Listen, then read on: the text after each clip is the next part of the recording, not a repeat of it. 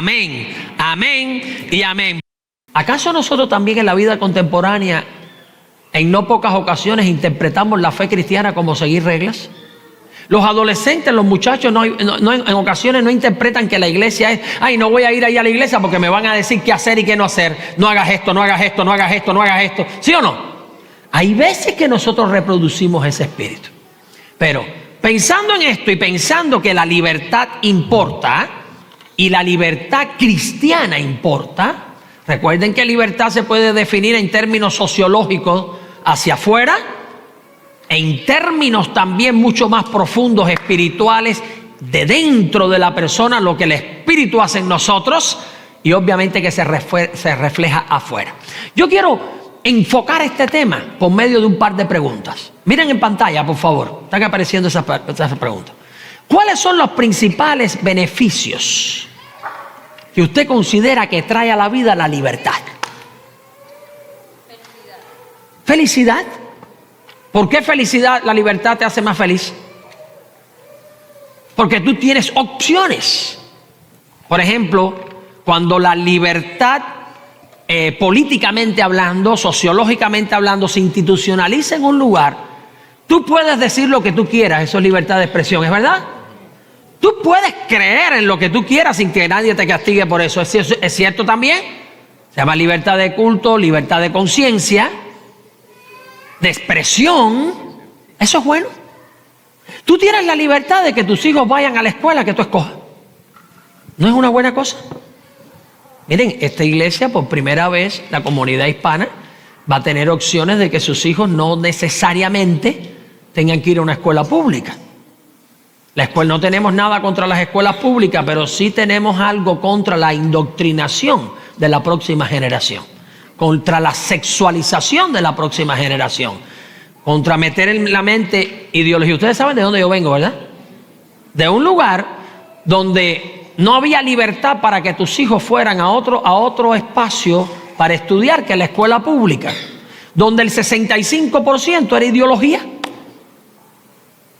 Yo vengo de un lugar donde ni siquiera tú podías escoger los alimentos que tú ibas a comer, porque en Cuba hasta el sol de hoy todavía hay una libreta de abastecimiento que dice todo lo que le toca, lo que tiene derecho la persona comprar. ¿Saben ustedes cuántos huevos por persona al mes? 6 huevitos al mes.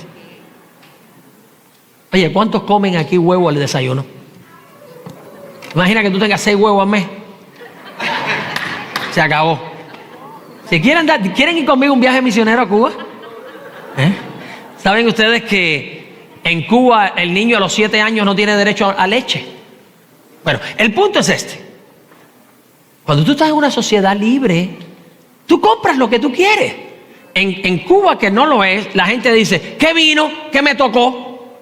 Es que vino, que me tocó lo que decidió otra persona. La libertad importa. ¿Tiene beneficios la libertad?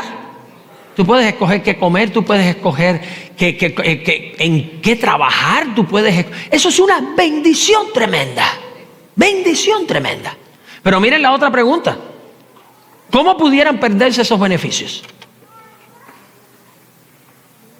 ¿Ustedes creen que Cuba siempre fue así? ¿Sabían ustedes que Cuba en la década del 50 era la economía 25 del mundo? Primer productor de azúcar del mundo, una islita así. Hagamos una cosa, con una economía más poderosa que la cubana. ¿Qué tal la Venezuela de la década del 90? ¿Cuántos vivieron la Venezuela antes del 99? ¿Les gustaba? Y si cambia todo eso, ¿ustedes vuelven para atrás? Ok. ¿Cómo puede perderse los beneficios? Simplemente había un presidente aquí en Estados Unidos, un presidente que fue admirado y respetado por todas las vertientes políticas. Su nombre fue Ronald Reagan, que él decía, estamos a una sola generación de perder las libertades. Lo que él quiso decir es que si cada generación no cuida la libertad, se puede perder. Usted y yo formamos parte ya del entramado de esta gran nación. usted y yo podemos cuidar eso, porque hay grandes beneficios. Pero ¿qué tal si vamos más profundo? Usted sabe que hay personas que viven en una nación libre como esta y están esclavizados a malas prácticas, a vicios. Lo voy a decir con una palabra teológica más clara: esclavizados a pecados. Al pecado, la naturaleza humana te arrastra. Esclavizados a envidia, esclavizados a resentimientos que no lo pueden superar. Hay una sola manera de superar eso, y es por la relación con Dios. El Espíritu de Dios, Cristo Jesús, por lo que hizo, Él nos hace libres. Nos hace libre y transforma la vida, la regenera, vuelve a generar vida de adentro hacia afuera. Y una vez que hace eso, entonces me proyecto yo con una ética que voy a ejercer influencia para que eso también se vea en la sociedad y se institucionalicen los derechos de libertad en una sociedad. Yo soy de la opinión que nosotros, como inmigrantes, bien enfocados, tenemos mucho que aportarle a esta nación. ¿Saben por qué? Porque lo que nos atrajo de esta nación fueron los valores precisamente que ahora se están perdiendo. Pero que nosotros vinimos aquí y dijimos, nosotros amamos esos valores, son valores bíblicos, son valores que transforman la vida, por tanto nosotros tenemos que defenderlo ahora y luchar para que exista eso acá también. Eso quiere decir, para todos los que estamos aquí, First Baptist Orlando exhorta a toda persona miembro de la iglesia que muestre civismo, que sea un buen ciudadano, que ame la nación que lo ha acogido. Y eso es algo bueno. ¿Usted está de acuerdo conmigo? Y como parte de eso tenemos que empezar aquí adentro. No podemos perder los derechos y la libertad que la misma Biblia nos dice que nos ha dado Cristo Jesús. Los destinatarios de esta carta estaban perdiendo su libertad porque unos cuantos religiosos le estaban imponiendo reglas como, por ejemplo, si no te lavas las manos antes de comer, es un gran pecado. Si no guardas determinados días, es pecado. Si tú comes este alimento, este otro, es pecado. Todo era malo, todo era malo, todo era malo. Y entonces imagínense ustedes. Entonces esta gente estaban abrumados, pero estaban adoptando ese sistema. Yo voy a dejarle una idea en su mente y en su corazón que está en pantalla en este momento. La libertad se cuida y defiende sabiamente. Eso es lo que la carta nos dice. En el capítulo 2 nos dice, la libertad tiene que cuidarse y hay que defenderla y hay que hacerlo sabiamente. Yo voy a mencionar 3 enemigos de esa libertad. ¿Usted está listo? ¿Usted tomó café antes de entrar? Porque los próximos 15 minutos van a ser intensos. ¿Ok? Allá va. Primer peligro. Yo le he llamado así. Se conoce así: el legalismo. Interpretar la vida cristiana que todos son reglas, leyes, y no el espíritu por el cual se hace una regla. Por ejemplo, si yo fuera a ser un legalista hoy acá, pudiera decir, no, si no tenemos bancas en la iglesia, no hay iglesia. ¿Saben que este es el único local en toda la iglesia, en todo lo que nosotros tenemos? Pueden sentarse aquí adelante, hay asientos aquí adelante, tengan la libertad de usar el primer banco. Miren, este es el único lugar donde no hay sillas o butacas, solamente bancos al estilo de atrás. Pero ¿qué más da si hay bancos o no hay bancos? Yo me acuerdo, Woody y Carmen, no los presenté a ellos, lo pensé hacer durante el sermón. Aquí hay 2 personas que han sido mentores míos durante toda mi adolescencia, juventud. Son 2 pastores misioneros que introdujeron en Cuba el ministerio Evangelismo Explosivo. Es el doctor Lajara y su esposa. Woody, ¿pueden levantar su mano, levantarse para que la gente les vea? Mire, denle un aplauso a ellos. Ellos han sido gente que influyeron mucho la vida nuestra. Por ejemplo, estos hermanos en un entrenamiento en Cuba, donde yo era uno de los líderes de la iglesia, estábamos entrenando en cómo hablarle el evangelio, las verdades de Dios a una persona. Y yo le prediqué a una persona, le hablé de mala vida. Una persona de mala vida, una muchacha de mala vida. ¿Usted entiende eso, verdad? acostumbrada. En Cuba tiene un nombre eso, se le dice jinetera. Pero yo sé que no iban a entender el término jinetera. Prostituta, cosas así. Bueno, pero yo le invité un sábado para que fuera el domingo a la iglesia. Y en aquel tiempo los pastores nos parábamos en la plataforma y nos sentábamos en una butaca así, todo el culto, y mirábamos a todo el mundo, y cuando nos tocaba predicar, bueno, pues yo veo que en el pasillo llega la persona. Pero ¿cómo ustedes creen que viste una persona prostituta? Así como viste, con una característica, ¿no? Ella llegó y de pronto, entonces cuando iba entrando, había una persona allí en la iglesia, buena gente, pero eran diáconos de la iglesia. Ellos estaban hasta aquí, vestidos, y salieron para allá. Y yo que estaba en la plataforma, yo dije, ay, esto se echó a perder. Porque en aquel lugar había un cartel que decía, no se permite la entrada de la iglesia en 2 puntos. Este tipo de ropa, un código así, era como un papiro. Y cuando la vieron, la detuvieron allí y en el hall la sentaron aparte en una sillita allá. ¿Ok? De alguna manera eso es una expresión moderna de legalismo. Legalismo es mezclar la verdad cristiana con reglamentos religiosos que no vienen de Dios, sino que simplemente vienen de la invención humana, de la tradición humana. Entonces, ese es el primer peligro que puede enfrentar la libertad en la vida de una persona. Ese es el primer peligro que pueden enfrentar tus hijos en el nuevo contexto aquí de Estados Unidos. Rápidamente la Escritura. Miren ustedes cómo nos dice. ¿Nos puede leer, por favor, mi hermano, los 5 primeros versos? Sí. Después, pasado 14 años, subí otra vez a Jerusalén con Bernabé, llevando también conmigo a Tito, pero subí según una revelación. A una pausa, porque como el pasaje es largo, exegéticamente quiero hacer pausa para que ustedes no pierdan. Dice el texto que, pero subí según una revelación. ¿Saben qué es eso? Dios se le reveló a Pablo como apóstol. El registro sagrado de la revelación está aquí, en este libro. Y eso significa que Pablo estaba apegado a lo que Dios realmente había dicho, como contraste a lo que los seres humanos quieren imponer. Adelante. Y para no correr o haber corrido en vano, expuse en privado a los que tenían cierta reputación el evangelio que predico entre los gentiles. Mas ni aun Tito, que estaba conmigo, con todo y ser griego, fue obligado a circuncidarse. Y esto a pesar de los falsos hermanos introducidos a escondidas que entraban para espiar nuestra libertad. Otra pausa.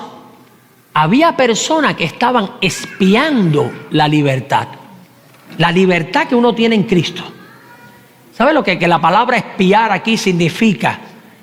Observar, inspeccionar, para ver si esta persona va a seguir estas reglas o no va a seguir estas reglas. Entonces dice Pablo que había gente que se habían introducido allí con un énfasis en a ver si Pablo y la gente que no era judía seguían ciertas reglas, como circuncidarse, guardar el sábado, abstenerse de comer puerquito. Oye, ¿a cuánto le gusta el puerquito, el cerdito? Menos mal que el Señor nos libró de... Bien, gente que estaba espiando. Mira, no hay cosa más fea en una iglesia que haya gente vigilando a otros en todas partes, ¿ok? Pero los hispanos, que somos tan comunicativos, abiertos en las relaciones, hay veces que nos fijamos en cositas y pasamos ciertos límites, ¿verdad? Y nos metemos en vida de otras personas. Bueno, entran para espiar la libertad. Y miren ustedes cómo termina esa primera porción. Espiar nuestra libertad que tenemos en Cristo Jesús para reducirnos a esclavitud, a los cuales ni por un momento accedimos a someternos, para que la verdad del evangelio permaneciese con vosotros. Gracias. Dice que la libertad la tenemos en ¿quién? Cristo Jesús es el que te ha hecho libre. No es un sentido de libertinaje que se te ocurrió a ti. No es una búsqueda de placer a lo loco. Cristo es el que te hace libre. Pero dice que estas personas que entraban para espiar, para ponerte reglas, dice que te quieren someter a servidumbre. O sea, en español aquí dice reducidos a esclavitud. La palabra en griego significa hacerte sus siervos. Hay personas que tienen una manera de ver la vida, tienen reglas para ellos mismos y quieren imponérselo a los demás. ¿No creen ustedes? Pero a la larga el propósito es someterte a esclavitud. Amados hermanos, cuando tú tienes a Cristo en el corazón, Dios te hace libre. Cuando tú conoces la verdad te hace libre. No hay personas que puedan disfrutar más la libertad y proclamarla que el creyente cristiano. No hay gente que pueda disfrutar más la vida que el creyente cristiano, porque Cristo dijo: yo he venido para que tengan vida y para que la tengan en abundancia. No hay tradición religiosa, no hay reglas humanas que puedan parar ese sentido de libertad. Y si ustedes ven, el verso que sigue dice: a los cuales no accedimos a someternos ni por un momento.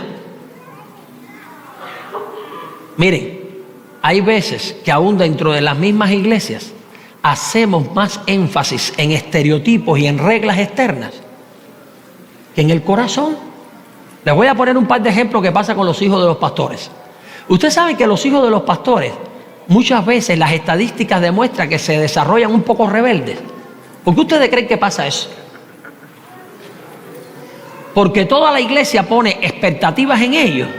Creen que ellos son como si fueran santos canonizados. Y entonces, tú no hagas eso, que eres el hijo del pastor. Son muchachos y son niños. Yo estuve en una congregación una vez. De mis 3 hijos, el más entretenido es Danielito. Danielito es buena gente, noble, pero él es entretenido.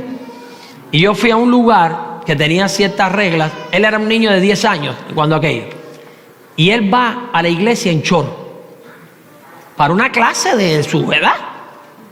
Y hubo gente que le dijo muchas cosas porque fue en short, sin darse cuenta que un niño no entiende eso. Miren, el evangelio que libera no se trata de reglas humanas.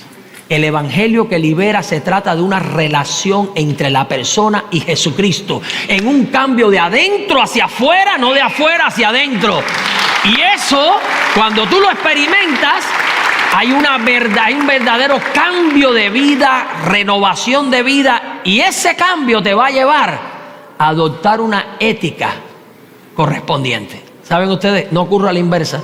Ponle todas las reglas que tú quieras a una persona que no cree de corazón algo, y lo que vas a despertar es rebeldía, lo que vas a despertar es un rechazo. Nosotros tenemos que predicar evangelio que libera. No podemos nosotros predicar religiosidad y reglas externas. ¿Usted está de acuerdo conmigo? ¿Cuál es el primer enemigo de la libertad para un creyente cristiano? Legalismos, a la luz de Pablo. Segundo enemigo,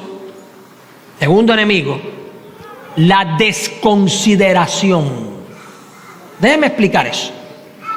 Cuando tú eres legalista, tú atentas contra la libertad porque quieres imponerle a otros, quieres esclavizar a otros. Cuando tú eres desconsiderado, tú te esclavizas a ti mismo. ¿Sabes por qué? Porque tú crees que lo mereces todo. Tú crees que tienes todos los derechos y que eres el centro del universo. Y que todo el mundo tiene que hacer contigo algo que es tu expectativa. Y déjame decirte esto: tú no eres el centro del universo, tú no eres el ombligo del mundo. Dios tiene un plan de bendecir las familias de la tierra. Él está llevando a cabo ese plan y Él nos ha invitado a participar en ese plan. Tú no puedes sentirte como el centro y no puedes ser desconsiderado. Desconsiderado significa que tú no vas a considerar los derechos de los demás, las creencias de los demás, las proyecciones de los demás, y vas a reclamar de ellos. Entonces, ¿cómo se ve el aspecto de la desconsideración? Vean ustedes en el texto.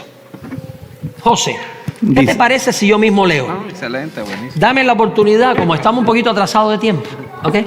Miren, dice el texto: pero de los que tenían reputación de ser algo. Ahí voy a hacer una pausa. Aquí en el texto dice que Pablo, a pesar de creer en la libertad cristiana y de que el evangelio era para todas las personas, no solo para judíos, él fue considerado por los líderes de la primera iglesia. Los líderes de la primera iglesia eran judíos. Ahí se menciona Santiago, se menciona Juan, se mencionan varias gente. Miren, esto implica que tú tienes que mostrar respeto a los dignatarios. a los dignatarios civiles, a los líderes de la iglesia. Estamos viviendo tiempos donde la gente ya no tiene respeto por los médicos, no respeta a los maestros, no respeta a los pastores, no respeta a ninguna persona en eminencia. Y ese no es el espíritu cristiano. ¿Saben ustedes por qué la gente no respeta eso? Porque todo el mundo quiere que lo respeten a ellos, pero creen que lo merecen todo. Y que toda la gente en la sociedad, incluyendo las iglesias, tiene que adaptarse a su propia medida. Aquí cuando dice los que tienen reputación son esos líderes. Pero yo voy a seguir leyendo, dice el texto en el verso 7. Antes, por el contrario, como vieron que me había sido encomendado el evangelio de la incircuncisión, como a Pedro el de la circuncisión, leo ahora el verso 9. Y reconociendo la gracia que me ha sido dada, Jacobo, Cefas y Juan, que eran considerados como columna, nos dieron a mí y a Bernabé la diestra en señal de compañerismo. La palabra compañerismo aquí significa amistad, partnership. Yo tengo que ser considerado también con mis amigos, con la gente que tú estableces relación. A ver, dígame con toda sinceridad, ¿cuántos de los que están aquí han experimentado que algún amigo de usted abusa de confianza de usted? A ver, vamos a poner un ejemplo. Nosotros vivimos en Orlando, ¿verdad? Vamos a suponer que alguien te dice a ti: oye, yo me enteré que tú tienes una habitación ahí vacía. Tú sabes que tengo unos primos que están viniendo, que quieren pasarse unas vacaciones allá en Orlando. Pero tú sabes que yo estoy un poquito apretado y no tengo espacio. ¿Tú crees que se puedan quedar ahí en tu casa? Ellos lo único que van a hacer es desayunar y comer algo por la tarde. Tú le das cualquier cosita y bañarse allá. ¿Le ha sucedido eso? Abuso de confianza. Miren, yo tengo que respetar a los que tienen reputación. Yo tengo que respetar a los amigos. El desconsiderado no respeta eso. Pablo era un hombre que creía en la libertad, pero respetaba a sus amigos, respetaba a los dignatarios. Nunca abuses de la confianza con los amigos, no pase los límites. Usted ha tenido la experiencia de haber ayudado a una persona 99 veces y a la 100 no pudo ayudarla. Y como no lo ayudaste en la 100, te hacen leña. ¿Por qué usted cree que la persona hace eso? Porque cree que se lo merece todo. El espíritu de Jesucristo es autoentregarse en amor a los demás. No es ser el centro. No podemos como iglesia ser una iglesia hipersensible que nos ponemos bravos por todo, enojados por todo. Tenemos que ser una gente que tiene sentido de misión, que se autoentrega y que pasa por alto la ofensa. En el mundo tendréis aflicción, mas confiad, yo he vencido el mundo. Hay una misión maravillosa que realizar. Hay gente que tiene que ser tocada y transformada. Hay gente que le tiene que ser borrado el resentimiento, la envidia. El evangelio hace eso. Pero eso no va a prosperar si usted y yo somos desconsiderados. Ese es otro peligro tremendamente grande. Yo creo que el verso termina en el verso 10. Solamente me pidieron que nos acordásemos de los pobres, lo cual también hicimos con diligencia. ¿Sabe qué significa eso? Para la iglesia de Jerusalén, tener cuidado con los pobres era importante.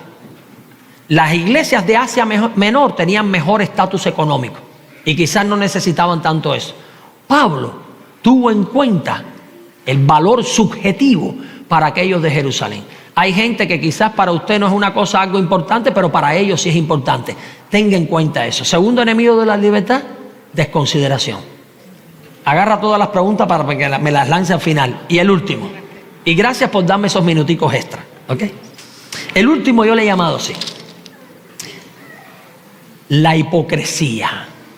Yo creo que hay que arreglar una cosita aquí en la palabra, pero ustedes entienden el concepto.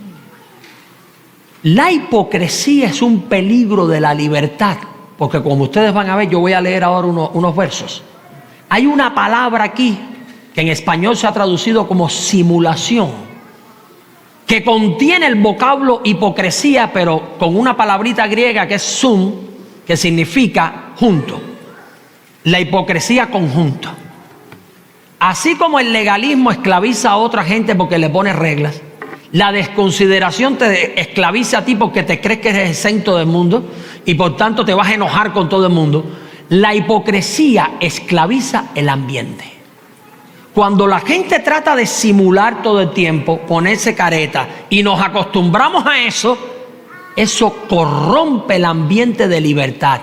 Ya la gente no se siente libre para hablar y decir lo que ellos sienten. No se sienten libres para proyectarse como ellos quieren. Y por tanto hay un ambiente de apariencia. Miren ustedes cómo lo dice el texto. ¿Estamos bien? ¿Me dan estos últimos 2 minutos? Miren cómo dice el texto, tan interesante. Pero cuando Pedro, verso 11, vino a Antioquía, le resistí cara a cara porque era de condenar. Estamos hablando del líder Pedro, del líder de la iglesia. Pues antes que viniesen algunos de parte de Jacobo, comía con los gentiles, no tenía problema con eso. Pero después que vinieron, se retraía y se apartaba porque tenía miedo de los de la circuncisión. ¿Sabes qué es eso? Tenía miedo de la crítica. Y entonces se quedó atrás. Y el verso que sigue dice, y en su simulación, esa es la palabra hipocresía conjunta, literalmente. Participaron también los otros judíos de tal manera que aún Bernabé, mi amigo, fue también arrastrado por la hipocresía de ellos. La hipocresía es un peligro de la libertad porque hace un ambiente artificial donde la gente no siente que puede ser auténtico, que puede ser genuino. Ustedes me han escuchado decir que aquí tú no tienes que ponerte ninguna careta. Miren, déjenme decirlo, reiterarlo de esta manera. Todos los que estamos aquí sentados y parados, necesitamos seguir creciendo en la relación con nuestro Dios. Necesitamos mejorar muchas cosas que tenemos, con las cuales el Espíritu de Dios sigue batallando con nosotros. Allí, batallando con nosotros. Miren, todos los que estamos aquí necesitamos mejorar la relación con la pareja, la relación con los hijos, las proyecciones. Necesitamos mejorar, quitarnos los complejos, quitarnos los resentimientos. Eso es una obra que el Espíritu en el Nuevo Testamento le llama santificación. Es un proceso que Dios está haciendo con todos nosotros. No aparentes que tú no tienes más nada que aprender. No aparentes que todo está tan bien que tú no tienes nada que mejorar. No pretendas que eres un santo canonizado. El Señor Jesucristo vino a buscar y a salvar lo que se había perdido. No vino a buscar religiosos que se creen que no tienen nada que mejorar. Si nosotros vivimos esta realidad, la gente de afuera va a conocer de verdad lo que es la libertad. La gente va a vivir eso. La gente lo va a experimentar. Dios no quiere un ambiente fingido, quiere autenticidad. Legalismo, desconsideración e hipocresía matan el ambiente de libertad. Déjenme añadir esto. ¿Creen ustedes que nosotros estamos viviendo un ambiente de libertad? ¿Acá? ¿De la libertad cristiana? ¿Lo creemos o no? ¿Creen que tenemos todavía que crecer en eso? ¿Creen que tenemos que proclamarlo? ¿Creen que tenemos algo que aportarle a esta gran sociedad de los Estados Unidos y a la ciudad de Orlando todavía con el mensaje del Evangelio? ¿Tenemos cosas que aportarle? Póngase en pie en este momento mientras el grupo entra. Y mientras el grupo entra, Nelly me va a hacer unas preguntas. ¿Qué hacer en los parques? Escuche bien las preguntas. ¿Qué hacer en los parques con los hijos para enfrentar la libertad que hay sobre la ideología de género? ¿Qué hacer en los parques, digo? Con los hijos para enfrentar la libertad que hay sobre la ideología de género. Miren, obviamente la ideología de género y todo esto que está en boga. Esta es la de Delsa. Articule la verdad cristiana, explique la verdad cristiana de una manera no legalista, sino de una manera bíblica, sólida, sana. Y esa verdad va a salir victoriosa frente a cualquier otra versión de la realidad, porque la verdad de Dios libera. ¿Saben lo que yo he percibido como papá? Y tenemos un instituto de padres que usted debe formar parte de él. Si no forma parte todavía, todos los sábados a las 4. Que hay veces que nosotros simplemente queremos imponer a los hijos una serie de reglas sin explicar las reglas.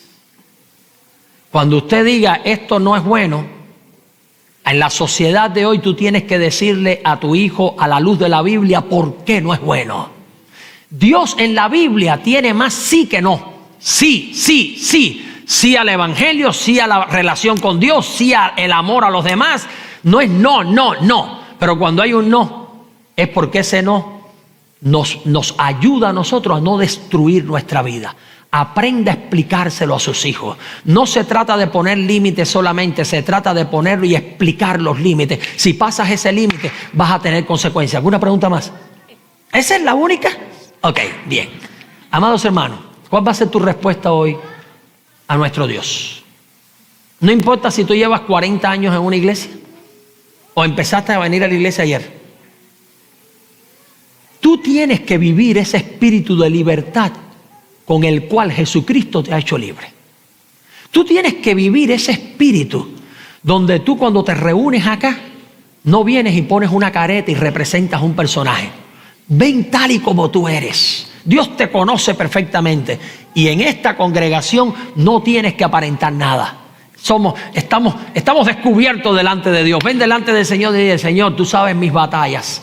Tú sabes lo que me está esclavizando en este momento. Tú sabes los vicios que no he vencido. Tú sabes precisamente mi mal carácter. Sabes lo que tengo yo resentido con cierta familia. No permitas que llegue el 4 de julio para celebrar en fiesta la independencia de esta gran nación sin que yo haya vencido esto. Ayúdame a mí a remover de mi vida todos estos obstáculos de la libertad.